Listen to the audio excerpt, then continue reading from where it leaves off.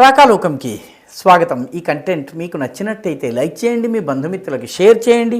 ఇప్పటివరకు సబ్స్క్రైబ్ చేసుకోకపోతే సబ్స్క్రైబ్ బటన్ని నొక్కండి, అదేవిధంగా బెల్ ఐకాన్ని నొక్కండి. జై హింద్ మిత్రులారా. గూఢచారులు ఎలా ఉంటారు? సినిమాల్లో చూసినటువంటి జేమ్స్ బాండ్ లాగా సూటు టై బూటు వేసుకుని గన్స్ని అందరికీ కనిపించేలా తిరుగుతూ అమ్మాయిలతో తిరుగుతూ ఉంటాడని మనం గనక భావిస్తే పప్పులో కాలేసినట్టే. గూఢచారులు చాలా సామాన్య వ్యక్తుల్లో ఉండవచ్చును. చిన్న చిన్న సమాచారం ఒక్కొక్కసారి చాలా పెద్ద పెద్ద వ్యూహ రచనకు ఉపయోగపడుతుంది. ఉదాహరణకి 1979-80 ప్రాంతంలో పాకిస్తాన్కి చెందినటువంటి ఆర్మీ అధికారులు యూరోప్లో నార్వే, స్వీడన్ వంటి అత్యంత చలి ఎక్కువగా ఉన్నటువంటి స్కాండినేవియన్ మార్కెట్స్లో సబ్జీరో టెంపరేచర్కి పనికొచ్చేటటువంటి బట్ట జాకెట్స్ని, సాక్స్ని, అదేవిధంగా గాగుల్స్ని ఇవన్నీ కొనుగోలు చేస్తున్నారన్నది గమనించారు. గమనించిన తర్వాత ఆ సమాచారం గూఢచారి నుంచి మన దగ్గరికి వచ్చింది. ఇందిరాగాంధీ ప్రభుత్వం ఉన్నప్పుడు భారత పాకిస్తాన్ సరిహద్దుల్లో ఎక్కడ కూడాను -0 సబ్-0 డిగ్రీల్లో పోరాటం జరిగేటటువంటి పరిస్థితి లేదు.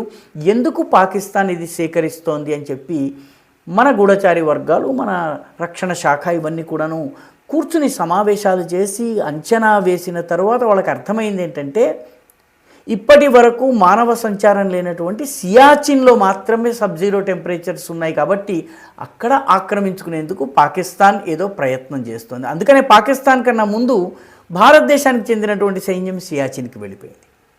ఒక చిన్న సమాచారం, పాకిస్తాన్ కొనుగోలు చేస్తున్నటువంటి ఈ వింటర్ వేర్, సబ్-0 వింటర్ వేర్ ఎందుకు అన్న ప్రశ్న నుంచి ఇంత పెద్ద సంఘటన జరిగింది. అలాగే పాకిస్తాన్ 70sలో కహూటాలో న్యూక్లియర్ బాంబుని తయారు చేయాలని భారతదేశం మీద ప్రయోగించేందుకు ఒక న్యూక్లియర్ బాంబును తయారు చేసే ప్రయత్నం చేసింది. కహూటా పాకిస్తాన్లో ఉన్నటువంటి ఒక ప్రాంతం. అయితే దీన్ని ఎలా రూఢీ చేసుకోవాలి? అక్కడ ఉన్నటువంటి మన గూఢచారికి ఒక పనిని అప్పగించారు. ఆ పని ఏంటంటే, కహూటా చుట్టుపక్కల ఉన్నటువంటి మంగలి షాపుల్లో, బార్బర్ షాపుల్లో ఉన్నటువంటి జుట్టుని కలెక్ట్ చేయాలి. ఆ జుట్టుని భారతదేశానికి దుబాయ్కి పంపి దుబాయ్ నుంచి భారతదేశానికి పంపాలి. ఎందుకంటే రేడియో యాక్టివ్ ఎక్కడైతే న్యూక్లియర్ పరీక్షలు లేకపోతే టెస్టులు జరుగుతుంటాయి అక్కడ ఎంతో కొంత రేడియేషన్ లీక్ ఉంటుంది. రేడియేషన్ లీక్ ఉన్నట్టయితే దానిని జుట్టు చాలా వేగంగా గమనిస్తుంది, స్టోర్ చేస్తుంది, గుర్తిస్తుంది, స్వీకరిస్తుంది. అందుకని ఆ జుట్టు శాంపుల్స్ భారతదేశానికి వచ్చిన తర్వాత వాటి రేడియో యాక్టివ్ పదార్థాల కోసం టెస్ట్ చేసి పాకిస్తాన్ కహూటాలో బాంబు తయారు చేయాలని ప్రయత్నిస్తున్నట్టుగా అప్పటి ప్రభుత్వం గుర్తించింది. చాలా చిన్న విషయాల ద్వారా ఈ రకంగా సమాచారం తెలుసుకోవడానికి వీలవుతూ ఉంటుంది. చిన్న ఇన్పుట్, సామాన్యంగా కనిపించే వ్యక్తి ఎవరో జుట్టు కొనుగోలు చేసేటటువంటి వ్యక్తి వచ్చాడు, రూపాయి వచ్చింది అని చెప్పి అమ్మారు. దాని ద్వారా పాకిస్తాన్ యొక్క పెద్ద పన్నాగం మనకి దొరికింది. అదేవిధంగా పాకిస్తానీ ఏజెంట్లు భారతదేశానికి పాకిస్తాన్కి ఉన్నటువంటి సరిహద్దు ప్రాంతం రాజస్థాన్లోని జైసల్మేర్లో ఒక హోటల్లో సర్వర్గా పనిచేస్తున్నాడు.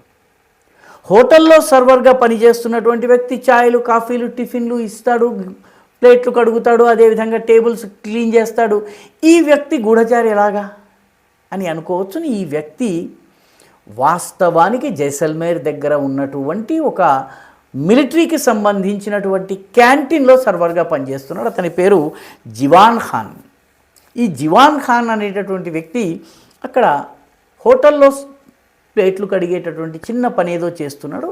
అయితే అతను కొంతకాలం పనిచేసిన తర్వాత కనిపించకుండా పోయాడు. కనిపించకుండా పోయిన తర్వాత సడన్గా మళ్ళీ వచ్చి డ్యూటీలో చేరేందుకు ప్రయత్నిస్తూ ఆయన ఆర్మీ ఏరియా ఏదైతే ఉందో ఆ ఏరియాలోకి ప్రవేశించే ప్రయత్నం చేస్తే అతన్ని అనుమానం మీద పట్టుకుని అతని దగ్గర ఉన్నటువంటి సెల్ ఫోన్ వీటన్నిటిని కూడా తనిఖీ చేస్తే అతను పాకిస్తాన్తో అతనికి ఉన్నటువంటి సంబంధాలు, అతను సేకరించిన వివరాలు ఇవన్నీ దొరికిపోయినాయి.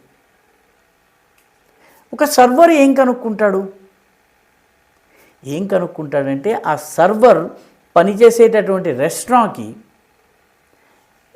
అక్కడ డిఆర్డిఓకి సంబంధించినటువంటి పరిశోధనలు చేసేటటువంటి రక్షణ రంగ శాస్త్రవేత్తలు వస్తూ ఉంటారు, సైనికాధికారులు వస్తూ ఉంటారు. కాబట్టి ఎవరు వస్తున్నారు, ఎవరు పోతున్నారో తెలుసుకోవడం కోసం ఈ జివాన్ ఖాన్ అక్కడ పని చేస్తున్నాడు. మామూలుగా గిన్నెలు కడుగుతూ ప్లేట్లు సర్వ్ చేస్తూ చాయ్ ఇస్తూ ఉన్నట్టుగానే ఉంటూ వాళ్ళ వివరాలు సేకరించి ఎవరు వస్తున్నారో పాకిస్తాన్కి తెలిస్తే ఏ తరహా ప్రయోగాలు జరుగుతున్నాయి, లేకపోతే ఏం జరుగుతోంది, ఇండియన్ మిలిటరీ డిఆర్డిఓ కలిసి ఏం చేస్తున్నాయో తెలుసుకునేందుకు ప్రయత్నం చేస్తుంది. మిగతా గూఢచారుల్ని రంగంలోకి దింపే అవకాశం ఉంది. ఈ జివాన్ ఖాన్ ఎప్పుడైతే అదుపులోకి తీసుకున్నారో 4 ప్రశ్నించారో అతని తన బంధువులందరూ కూడా పాకిస్తాన్లో ఉన్న విషయాన్ని అంగీకరించారు. పాకిస్తాన్కి సమాచారం సేకరిస్తున్నట్టుగా కూడా చెప్పాడు. ఆయన ఇప్పుడు జాయింట్ ఇంటరాగేషన్ సెంటర్కి పంపించారు. జాయింట్ ఇంటరాగేషన్ సెంటర్లో అతని మిలిటరీకి సంబంధించిన పోలీసులకు సంబంధించిన మిగతా ఇంటెలిజెన్స్ అధికారులందరూ కూడా ప్రశ్నించి అతను ఏ సమాచారాన్ని సేకరించాడు, ఆ సేకరించిన సమాచారపు అర్థం ఏమిటి, దాని పరమార్థం ఏంటి, ఇదంతా కనుక్కునేటటువంటి ప్రయత్నం జరుగుతుంది. ఇది ఇటీవల 1 నెలలో ఈ తరహా 4 పాకిస్తానీ స్పైస్ ఒక జైసల్మేర్ ప్రాంతంలోనే అరెస్ట్ అయ్యారు. ఆగస్టు 13వ తారీఖున ప్రసాద్ అనేటటువంటి మహేంద్ర ప్రసాద్ అతని పేరు. అతను ఉత్తరాఖండ్కి చెందినటువంటి వాడు. ఉత్తరాఖండ్ నుంచి ఇక్కడికి వచ్చి పోఖరణ్ చుట్టుపక్కల జైసల్మేర్ ప్రాంతంలో ఉన్నటువంటి ఒక మిలిటరీ క్యాంటీన్లో ఉద్యోగిగా పనిచేస్తున్నాడు. మిలిటరీ క్యాంటీన్ అంటే మామూలుగా వస్తువులు కొనుక్కునేటువంటి క్యాంటీన్ కాదు, ఆహార పదార్థాలు ఇచ్చే రెస్టారెంట్ లాంటిది ఇది. ఇక్కడికి డిఆర్డిఓ అఫీషియల్స్ వచ్చినట్టయితే వాళ్ళ వివరాలు కనుక్కుని ఆ వివరాలను పాకిస్తాన్లో ఉన్నటువంటి తన హ్యాండ్లర్స్కి తెలియజేస్తున్నాడు. మామూలుగా ఇతను తాను గూఢచారిగా పనిచేస్తున్నట్టు కూడా ఈయనకి తెలియదు. వాళ్ళు ఎవరో ఏదో అడుగుతున్నారు, ఫ్రెండ్షిప్లో ఈయన వివరాలు చెప్పేస్తున్నారు. ఈ రకంగా సమాచారాన్ని ఇస్తున్నాడు. అల్మోడాకి చెందినవాడు, ఉత్తరాఖండ్లోని అల్మోడాకి చెందినటువంటి వాడు. ఇతను ప్రస్తుతం పోలీసులు విచారిస్తున్నారు. ఈ రకంగా 4 కేసెస్ రాజస్థాన్లోని జైసల్మేర్ ప్రాంతంలో గత 1 నెలలో బయటపడ్డాయి. ఆపరేషన్ సింధూర్ సమయంలో కూడాను పాకిస్తాన్కి సహకరించినటువంటి 15-20 మంది, అందులో యూట్యూబర్స్ ఉన్నారు, మామూలు వ్యక్తులు ఉన్నారు. వీళ్ళందరూ కూడాను పాకిస్తాన్కి రకరకాల రూపాలలో సమాచారాన్ని అందించడమే కాకుండా ఆర్మీ యొక్క ట్రూప్ మూమెంట్స్ గురించి తెలిపేందుకు ప్రయత్నించారు. మన మిలిటరీ ఎటు కదులుతోంది, ఎటు వెళుతోంది, ట్యాంక్స్ వెళ్తున్నాయా, లేకపోతే ఏ తరహా వాహనాలు వెళ్తున్నాయి, ఎక్కడికి వెళ్తున్నాయి, ఈ వివరాలు అందించే ప్రయత్నం చేశారు. పాకిస్తాన్ ఒక యూట్యూబర్ అయితే పాకిస్తాన్కి వెళ్ళింది.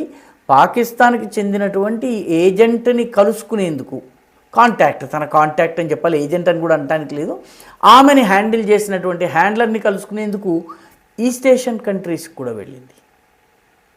కాబట్టి గూఢచర్యం అనేది ఎంత కీలకం అన్నది అర్థం చేసుకోవడానికి పనికొస్తుంది. మామూలు సర్వర్లా కనిపించేటటువంటి వ్యక్తి కూడా గూఢచారిగా పనిచేసేటటువంటి అవకాశం ఉంది. ఒక్క రాజస్థాన్లోనే ఇంతమంది ఒక 2 నెలల లోపలే అరెస్ట్ కావడం అనేది చాలా కీలకమైనటువంటి విషయము. ఇప్పటికే సరిహద్దు ప్రాంతాల్లో ఉన్నటువంటి మన సైనికుల్ని సెల్ ఫోన్లను ఉపయోగించకూడదని, అదేవిధంగా వాళ్ళు ఫేస్బుక్లో మహిళలు హిందూ పేర్లు ఉన్నప్పటికీ చాలామంది మహిళల రూపంలో ఐఎస్ఐ ప్రత్యేకంగా ఏజెంట్లను తయారు చేసి ఆ మహిళలు మన భారతీయ భాషలో మాట్లాడుతూ అక్కడ ఉన్నటువంటి జవాన్లతో సంభాషిస్తూ వాళ్ళతో ఫేస్బుక్, ఇన్స్టాగ్రామ్ ఫ్రెండ్షిప్ చేసి నెమ్మదిగా హనీ ట్రాప్ చేయటం, వాళ్ళని తమ వలలో వేసుకుని వాళ్ళని ఆ తరువాత వాళ్ళ నుంచి సమాచారాన్ని చాలా తెలివిగా, అసలు ఇది సైన్యపు సమాచారాన్ని తాను ఇస్తున్నట్టుగా కూడా తెలియకుండా, బాగా అలసిపోయినట్టున్నావే అంటే అవునవును ఇవాళ చాలా పనింది, ఏం పని చేశావు బాబు అంటే ఏదో చేశానులే అంటే అవునులే నాకు తెలుసు, ఈ రకమైనటువంటి సంభాషణల ద్వారా సమాచారాన్ని సేకరిస్తూ అనేక మంది సైనికులు, అమాయకపు సైనికులు తెలియకుండా హనీ ట్రాప్లో పడి పాకిస్తాన్కి సమాచారాన్ని అందించినటువంటి అనేక ఘటనలు ఉన్నాయి. కాబట్టి గూఢచర్యం ఈ రకంగా ఉంటుంది.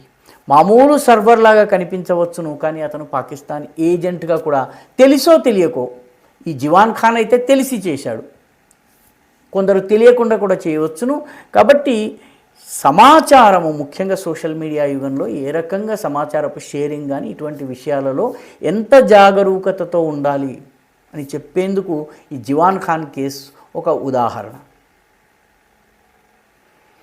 ఈ వీడియో మీకు నచ్చినట్టయితే లైక్ చేయండి, షేర్ చేయండి, ఈ ఛానల్కు సబ్స్క్రైబ్ చేయండి, మీ అభిప్రాయాన్ని కమెంట్ల రూపంలో తప్పనిసరిగా పంపించండి.